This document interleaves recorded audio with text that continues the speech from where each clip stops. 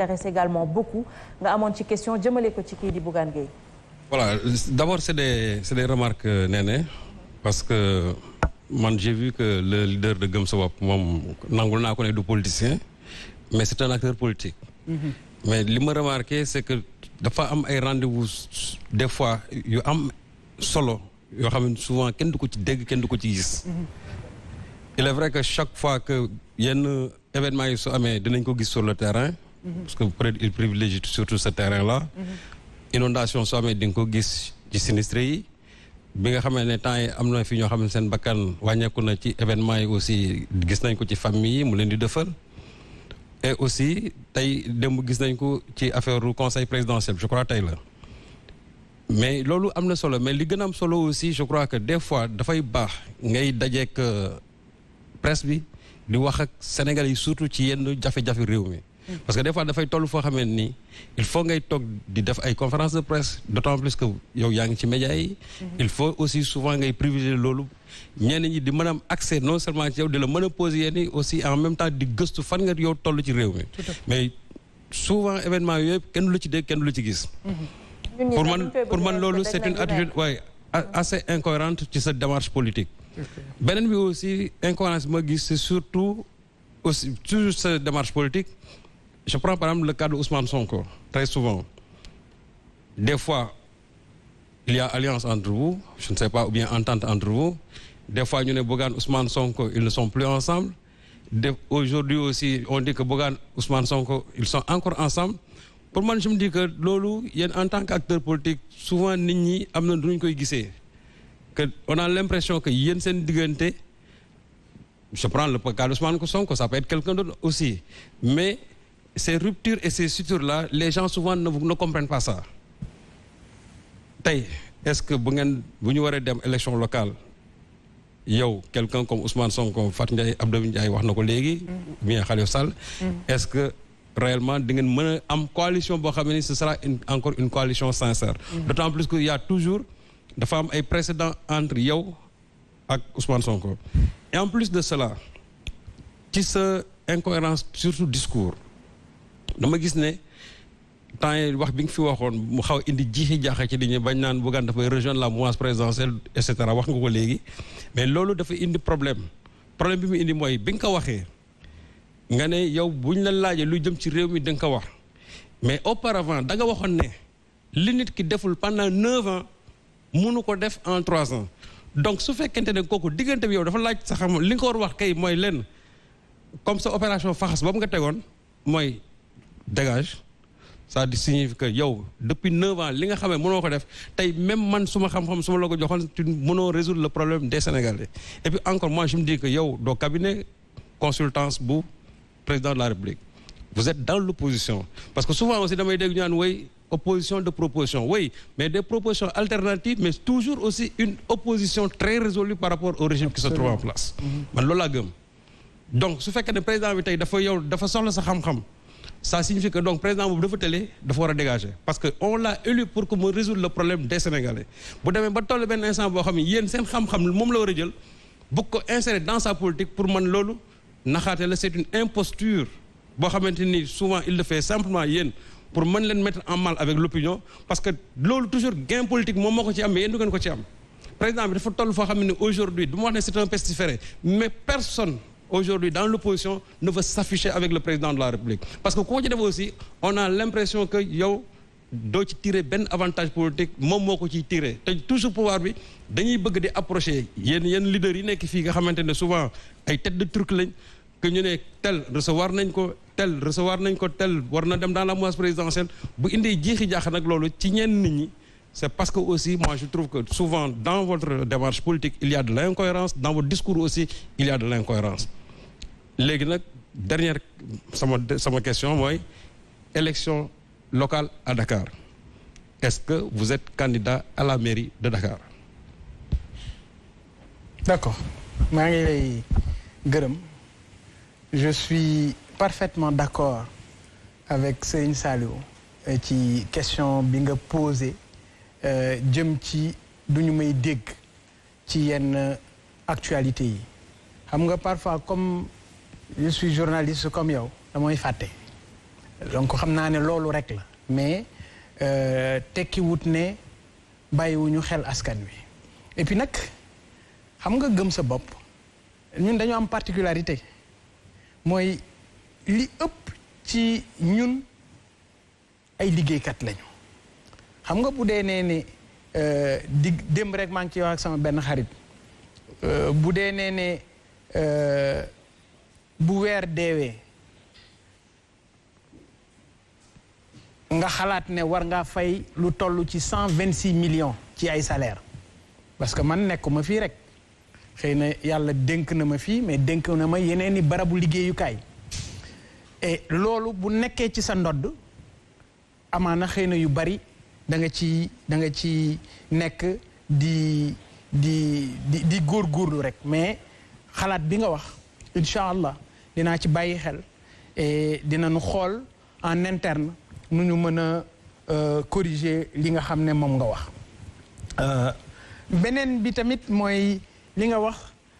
ne dañuy am warooy gis-gis ci sama diggante ak Ousmane damay fàttali rek ne dañu nekk ñaari jeune ñaari xale yu bokk benn objectif mooy jiite réew mi bokk it ay xalaat du ñàkk yenn saay ñu jonjoo mais il faut ñu comprendre ne benn yéene rek la ñu am mooy fexe naka la ñu mun a def ba changer réew mi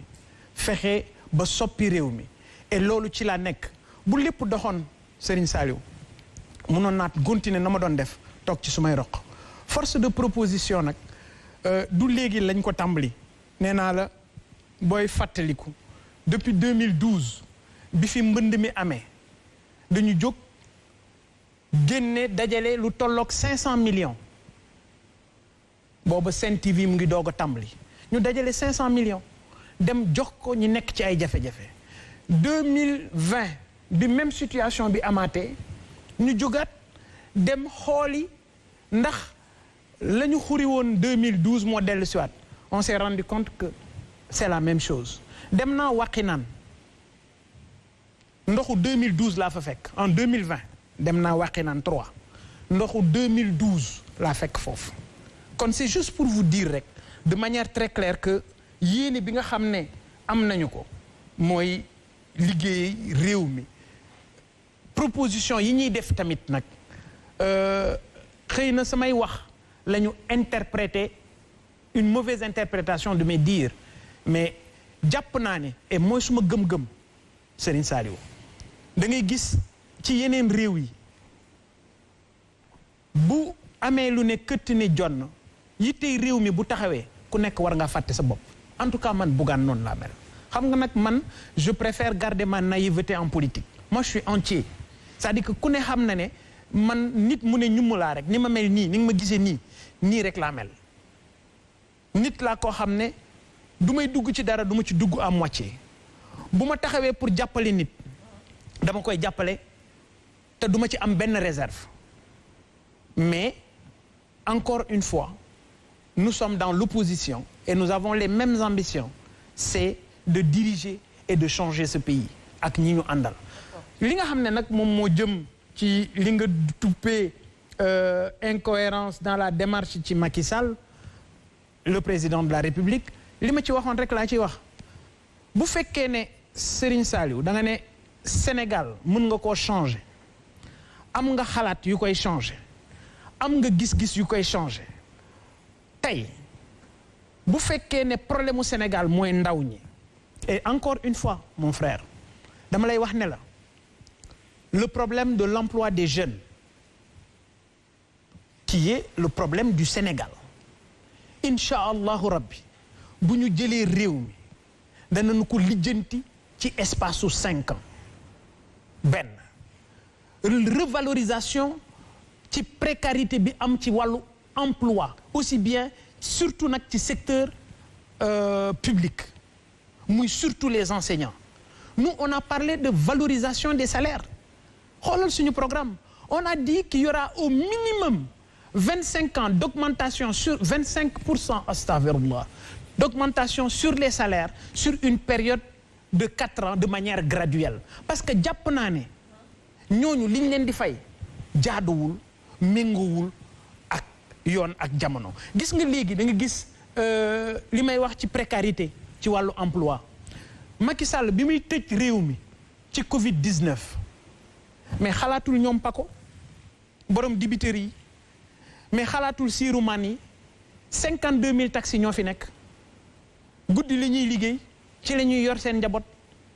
maire bi jaay cere ci koñ bi ak kiy jaay fonde mais ci lay yor njabootam ci lay daw dépense am mais est-ce que ñooñu xalaat nañu leen li ñu perte est-ce que remboursé nañu leen ko Macky Sall lenn rek moo ko intéressé mooy 153 000 fonctionnaires yi nekk Sénégal ñoom la dem wutali xaalis di leen taxawu di leen jàppale te ñooñu ci seen biir am na ci ñoo xam ne dañoo am ay emplois vulnérables mais à Kolda on a vu des enseignants yoo xam ne ñu ngi liggéey depuis 10 ans kenn fayu leen amuñu salaire